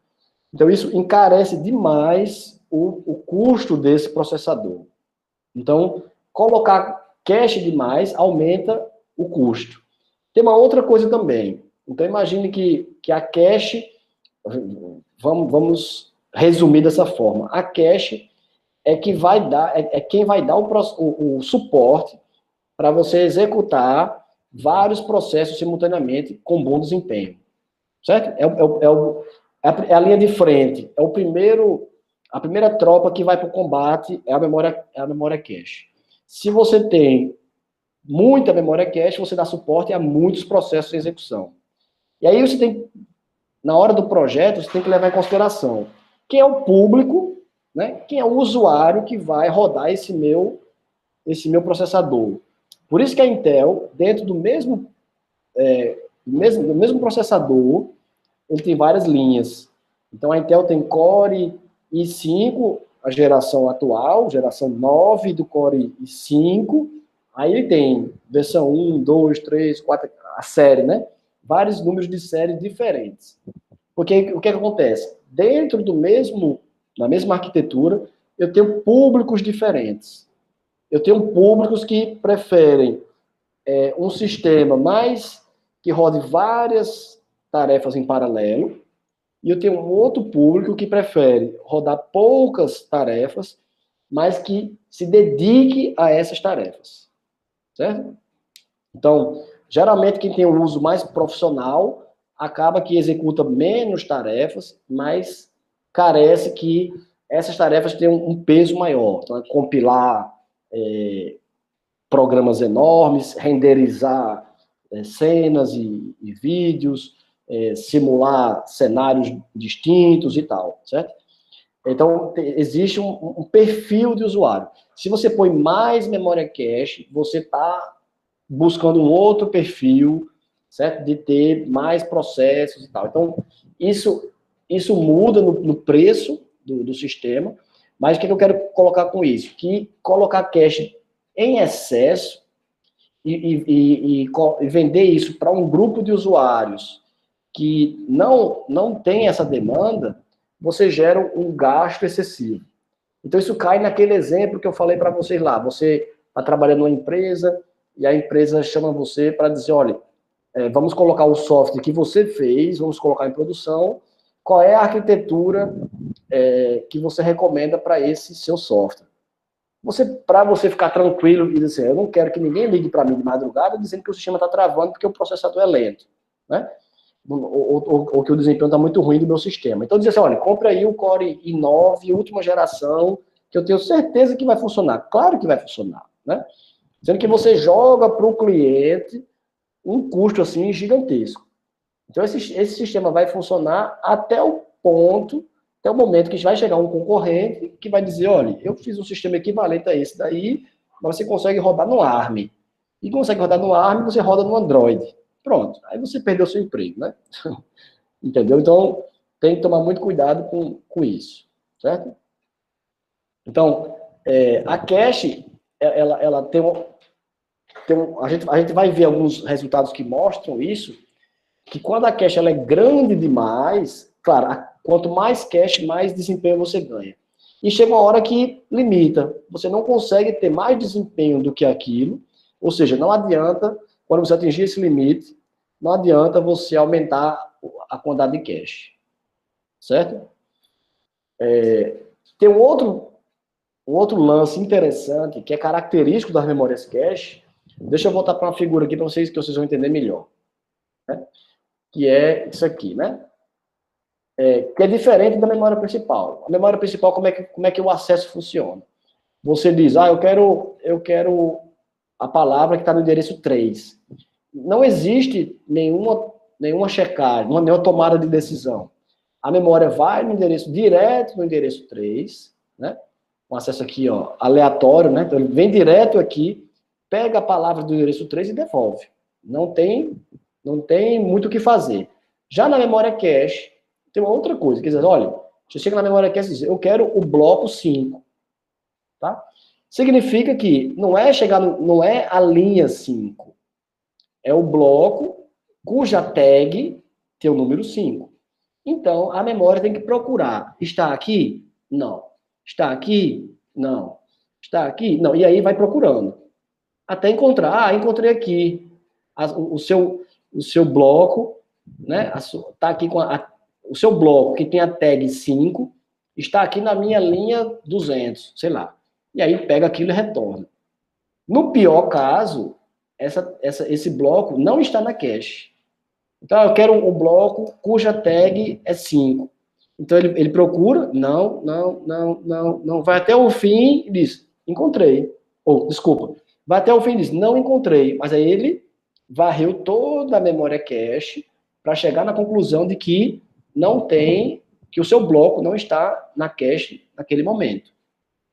O que é que a gente conclui? Que quanto maior a cache, mais tempo, em média, ele vai levar procurando o bloco que foi requisitado. Tá certo? Ou seja, você ainda corre o risco de pegar uma cache e você vai aumentando o tamanho dela, você vai também aumentando o tempo de busca. Certo? Aí você aumenta o tempo de busca e aí chega uma hora que para de valer a pena e prejudica mais do que ajuda. Tá certo? Então você percebe que são várias variáveis e tem várias nuances aí para a gente discutir. Né? Uma organização típica de memória cache seria como essa aqui. Né? Então, a gente tem um processador, né? O processador, quando ele vai fazer uma requisição, ele joga o endereço do que ele está procurando e ele joga também um sinal de controle. Tá? O sinal de controle é simplesmente para dizer estou acionando esse bloco da cache, né? Estou acionando esse nível aqui da cache e eu quero fazer uma leitura, ou quero fazer um script.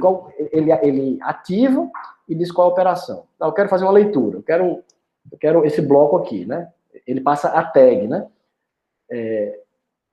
Eu quero saber se o bloco que tem essa tag, ele está na cache. No caso aqui é o endereço. Ele passa o endereço, o próprio chip da cache faz um mapeamento, faz uma aritmética entre o endereço e transforma isso em tag e vai procurar aqui.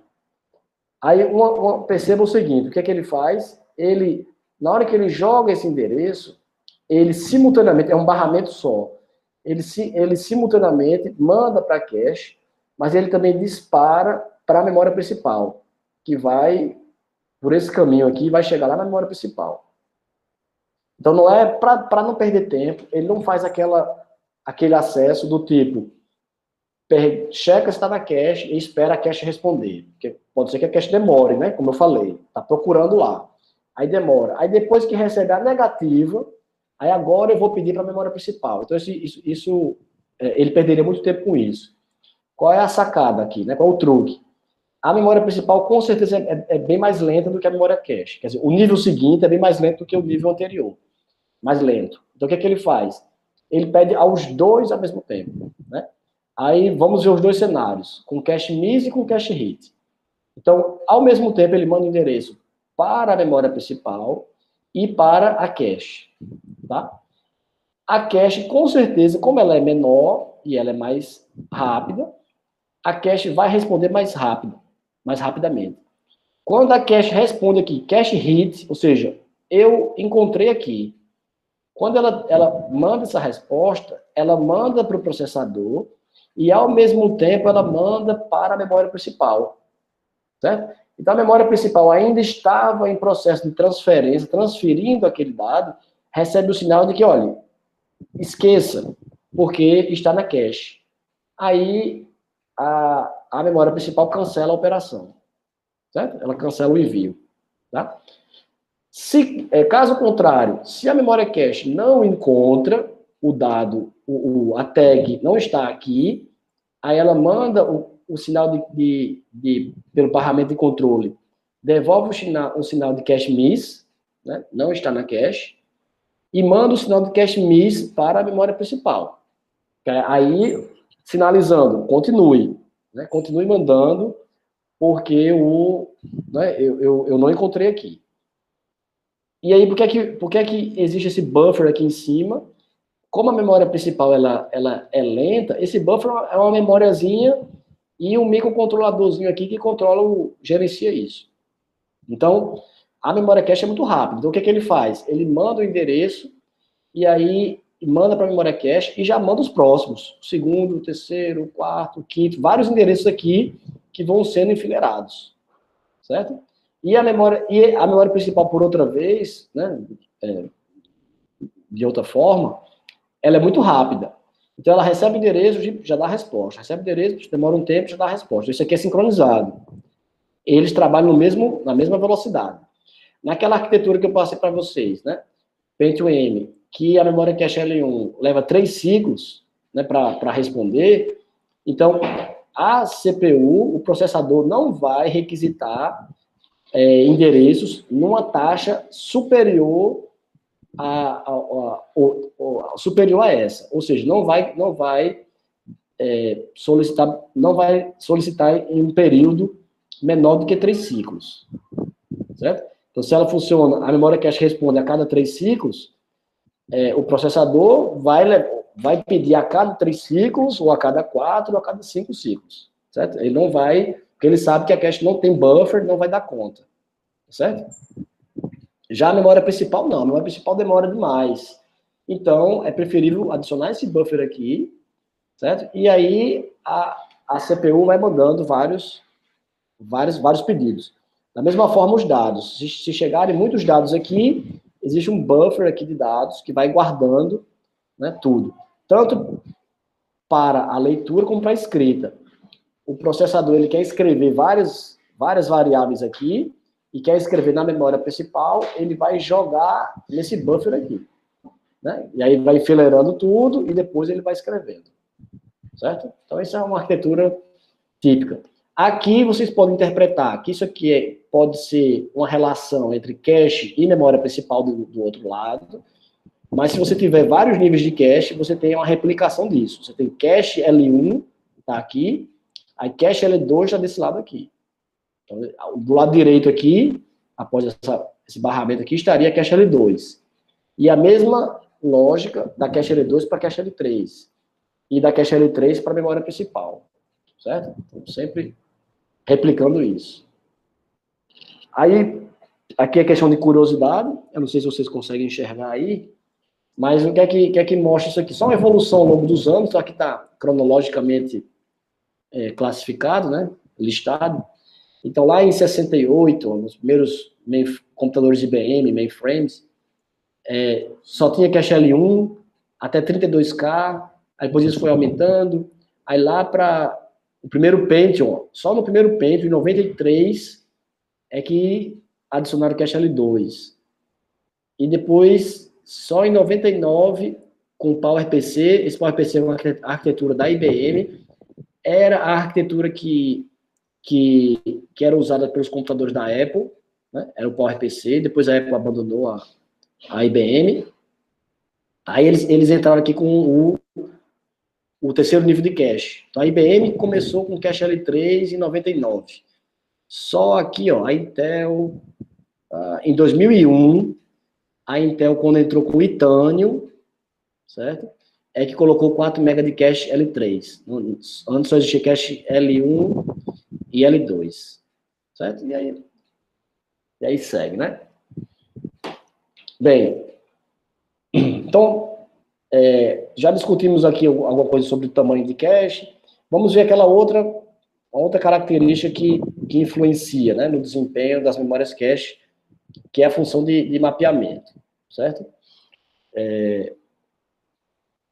Nós temos 3 tipos de mapeamento. Tá? O mapeamento, como eu falei antes, ele vai determinar qual a lógica, qual a heurística utilizada para escolher onde eu coloco cada bloco da memória principal, onde ele será salvo na cache, que é justamente o mapeamento, né?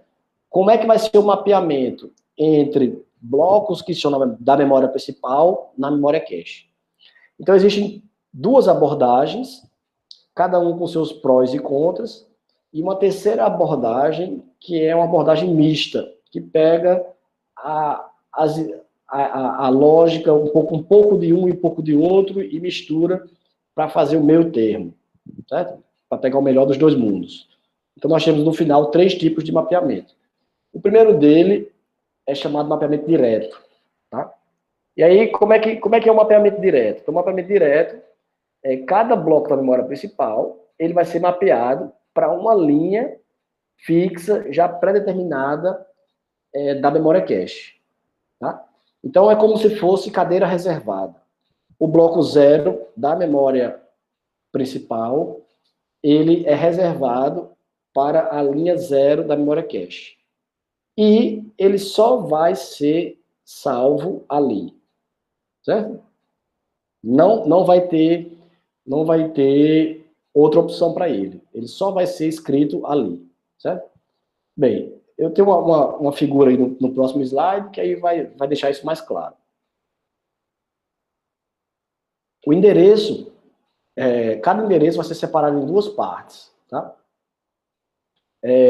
Primeiro, para identificar a palavra, e a outra parte do endereço para identificar o bloco, tá?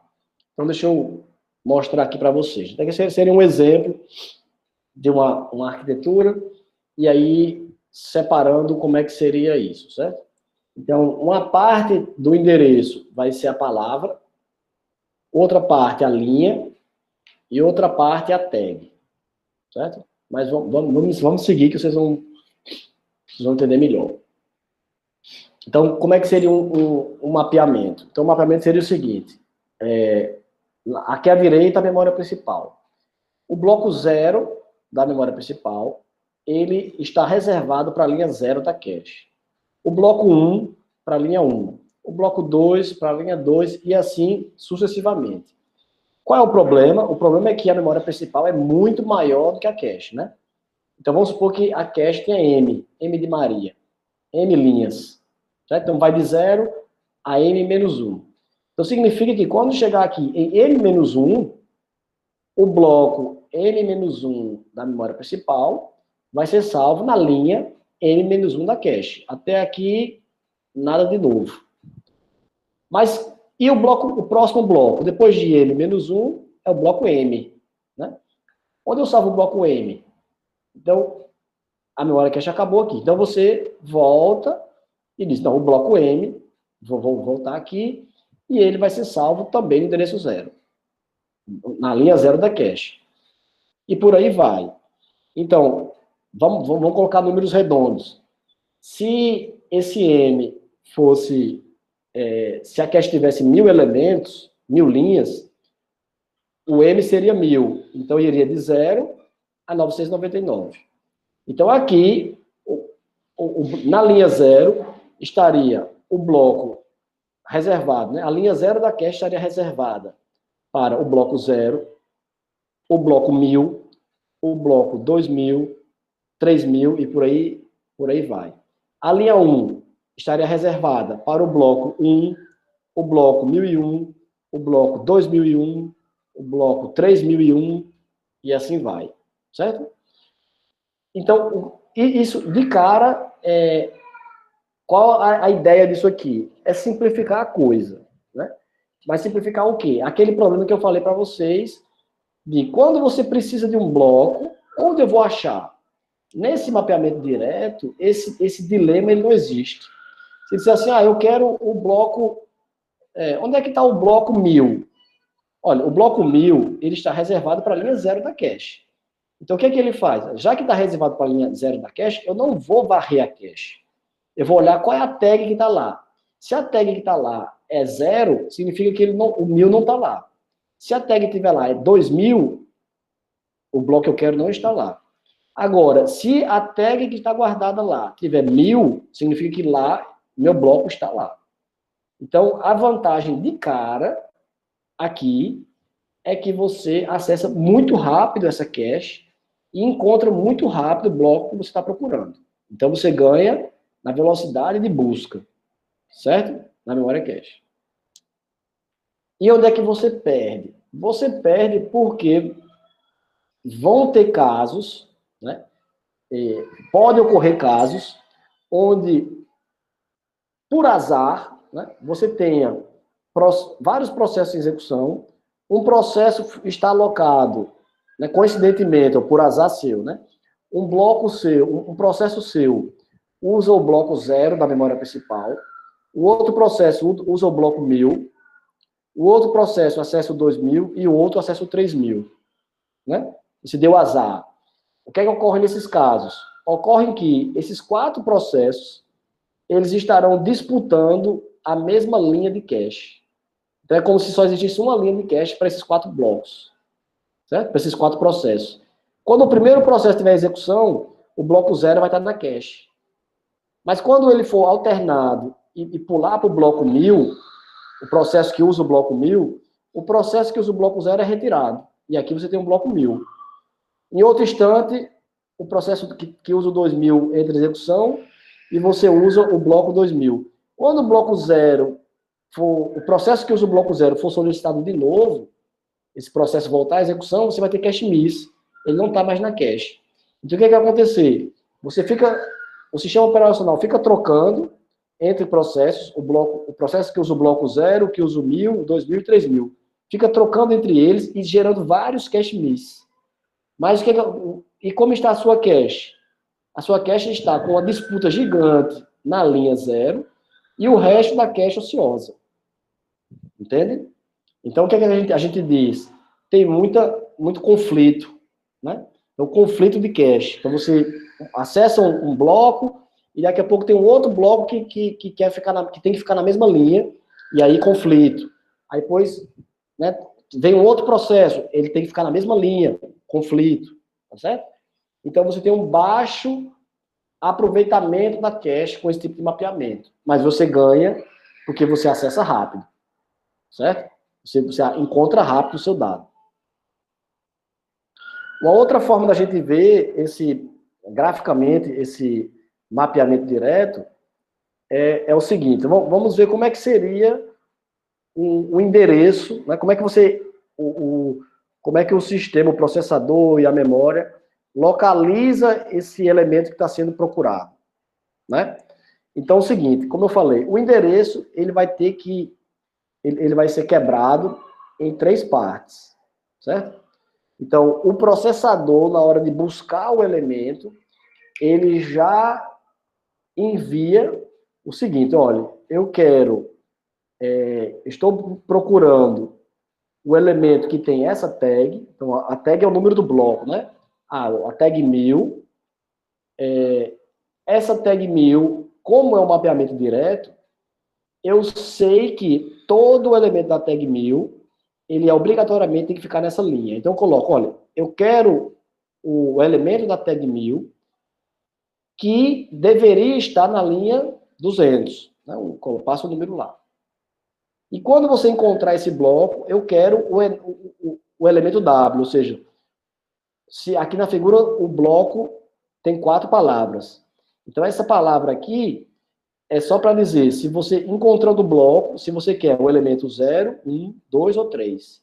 Então esse é o W, é a palavra. Como é mapeamento direto, então funciona assim, o processador diz, olha, eu vou dizer qual é a linha, e vou dizer qual é a tag que eu estou procurando. Então ele diz, olha, eu quero essa linha aqui está simbolizado com a letra R. Eu quero a linha R. Então passa aqui, eu quero a linha R. Então a memória cache vai direto aqui, ó. Pela conexão vocês conseguem perceber. A memória cache pega isso aqui, vai direto aqui e encontra esse valor. Né? Aí o que acontece? E ele diz, e esse valor, nessa linha R, eu quero essa tag aqui. Vamos supor que ele passe 1000. Aí o que acontece? Ele usa esse endereço da linha para direto, por isso que é o nome direto, né? Para ir diretamente nela, pega qual é a tag que está na memória nesse momento e envia para esse comparador aqui. Aí o comparador olha e vê se a tag que está aqui é aquela que você está procurando. Se tiver, se for a mesma, a resposta é um cache hit, ou seja, deu positiva a comparação. Então, o bloco que você está procurando é aquele que está na cache. E aí pega esse valor de W e localiza, vai diretamente aqui no elemento que está sendo procurado e ele é devolvido para o processador. Certo? Então essa é a ideia. Então isso faz com que a busca por elementos, que é o que está simbolizado aqui, seja muito rápida, né? Se der um cache miss, ou seja, ele está procurando o bloco, a tag 1000, a tag 1000 só tem um local para ser salvo, que é essa linha R aqui. Ele vai na linha R, mas aqui está 2000, um exemplo. Então, quando ele compara o 2000 que está salvo aqui com o 1000 que você está procurando, ele diz, não bateu. Então, deu um cache miss. Cache miss resulta em quê? Um sinal vai ser enviado para a memória principal, né? Chega aqui, né? E aí, na memória principal, encontra-se o bloco 1000, que é o que você quer, e o bloco 1000 ele é ele é copiado e colado por cima desse aqui. Então aqui estava com o bloco, né, esqueci agora até o exemplo, eu disse 1000, né? Aqui estava o 1000, mas o que você quer é o 2000. Então ele vai, pega o bloco aqui, sobrescreve, e a tag que aqui era 1000, e ele escreve agora que quem está aqui é o 2000, certo? Sobrescreve. Uma outra forma interessante da gente entender a diferença de uma função de mapeamento para outra é a gente ver uma lógica, um exemplo resumido disso e ver qual é a lógica por trás disso. Então, a gente pode... Existem diferenças na nomenclatura de livro para livro. Então, aqui, ó, em alguns autores separam tag, linha e palavra, né? Já outros autores usam tag, conjunto e offset, certo? Mas no final quer dizer a mesma coisa. Então aqui é o seguinte, imagine que você pega a sua memória cache e a implementação física, circuitos e tal, é bem parecida com essa que está aqui, né? Então você pega a memória cache e separa em duas partes. Uma parte é a tag, né, que vai dizer qual bloco que está lá. E outra parte é o dado em si, né? Então eles estão fisicamente separados, mas dentro do mesmo chip. Então o que acontece? Primeiro, escolhe-se o conjunto. Ou seja, qual é a linha que você está procurando? Aqui, como é um exemplo reduzido, eu só tenho 4 linhas na minha cache. Então, aqui vai estar ou 0, 1, 2 ou 3. Então, se o bloco que você está procurando, ele é reservado para a linha 3, né? Então, ele só pode estar na linha 3. Então, o que é que eu faço? Eu mando esse valor 3 para cá, para esse multiplexador. O que é que esse multiplexador faz? Ele é um chaveador, né? Ele faz o quê? Ele pega o valor 3 e bloqueia todas as entradas e só libera a entrada 3. Então, a entrada 3, então, 0, 1, 2, 3 é a última. Então, o 3 significa que ele vai liberar, vai passar o valor 3 aqui, ó, ele vai liberar o acesso só desse último valor, que é a tag, certo? E também aqui, ó, ele só vai liberar o último valor aqui, ó, certo? Que é o 3. Então, o 3 vai ser passado para cá e vai ser passado para cá. Então, o que acontece? Ele pega essa último valor aqui, que é a tag, diz, beleza, olha, você quer a tag da linha 3. O valor é esse aqui. Aí passa o T, que é a tag. Mas aí vem, certo, e qual tag você está procurando? É aqui que estaria o valor lá. Eu estou procurando a tag 2000. E aí ele vê, se aqui tiver 2000, significa que o bloco 2000 está na cache. Beleza. Aí passa o valor T, que é 2000, e o que ele está procurando também é 2000, então isso dá um cache hit. Então ele faz uma comparação, retorna true, certo? E aqui está simbolizado com o end, né? Ou seja, se aqui é true, e o dado não está vazio, né? Que é o dado que veio aqui, o dado dessa linha vai ser passado para cá e devolvido para quem requisitou, né? Para o processador. Se o processador requisita a tag 2000, né? Passa lá, olha, eu quero a tag 2000, e ela obrigatoriamente tem que estar na linha 3. Então, esse 3 é colocado no set aqui, no conjunto, né? Ou linha, né? Então, eu quero na linha 3. Então, na linha 3, ele vem aqui, que é a última, sendo que aqui tem o valor 2000. Ou, desculpa, aqui tem o valor 1000. Ou seja, a tag que está no momento aqui, quem está é o bloco 1000. Aí, o valor devolvido aqui é 1000. Mas o que ele quer é o 2000. Então, esse comparador retorna falso. Então, aqui, ó, falso na porta end, falso com qualquer coisa é falso. Então, ele retorna falso. Quando ele retorna falso, o processador vai entender que aquilo é um cache miss, não está na cache. Certo? Então, qual é a complexidade disso aqui? Eu vou precisar, mesmo que a memória seja gigantesca, que essa memória cache seja muito grande, eu vou precisar simplesmente de 2 multiplexadores, certo? E um comparador. Só o que eu preciso para implementar a lógica do meu mapeamento direto, certo?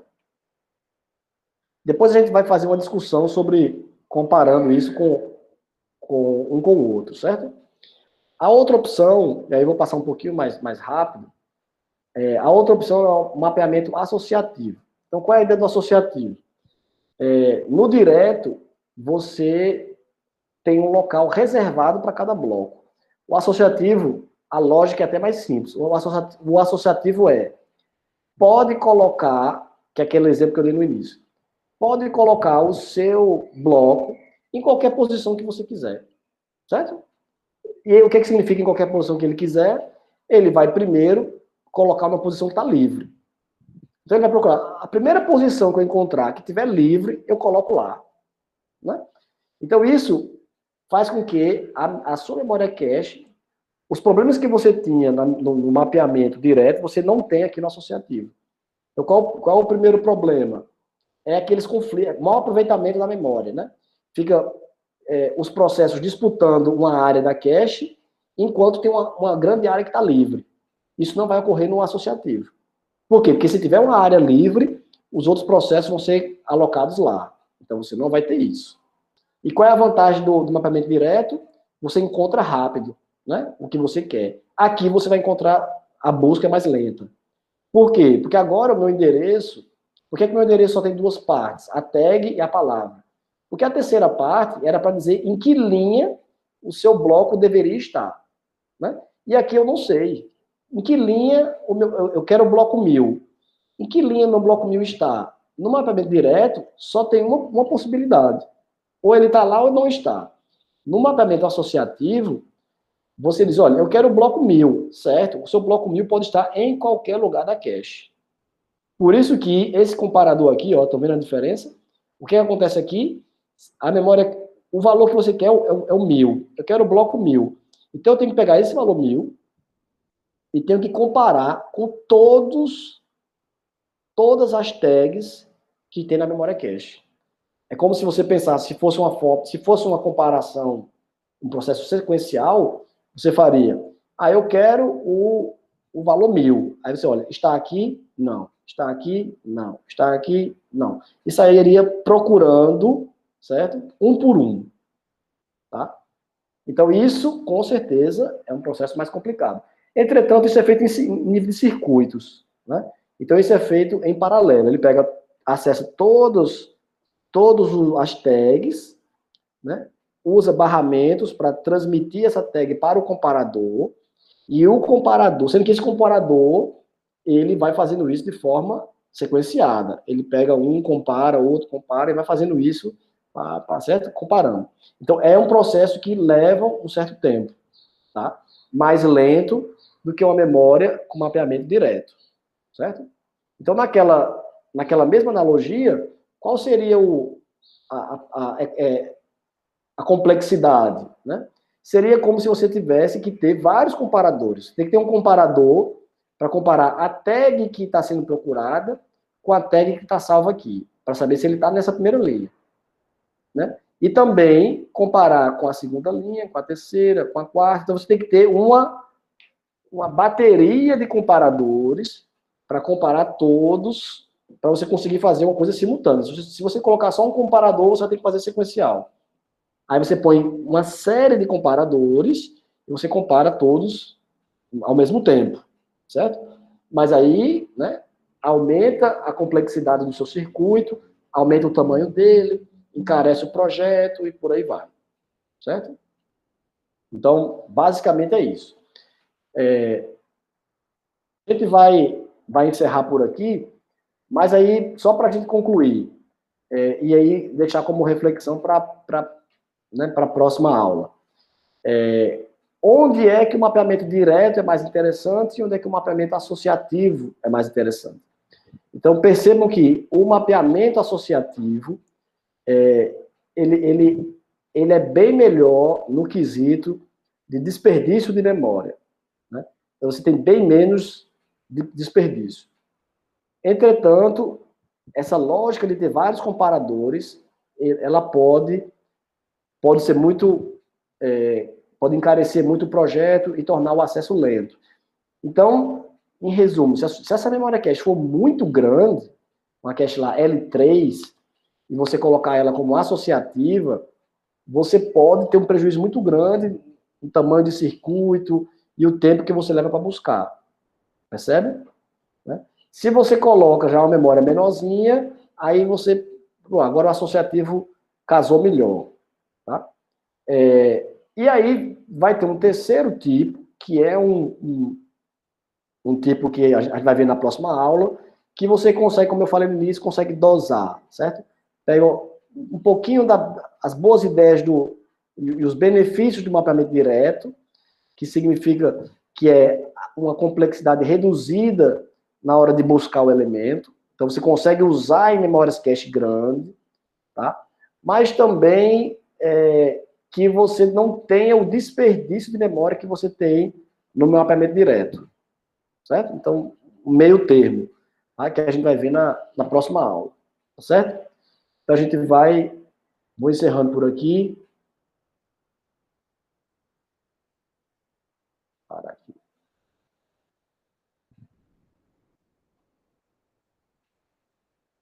Cadê? Peraí.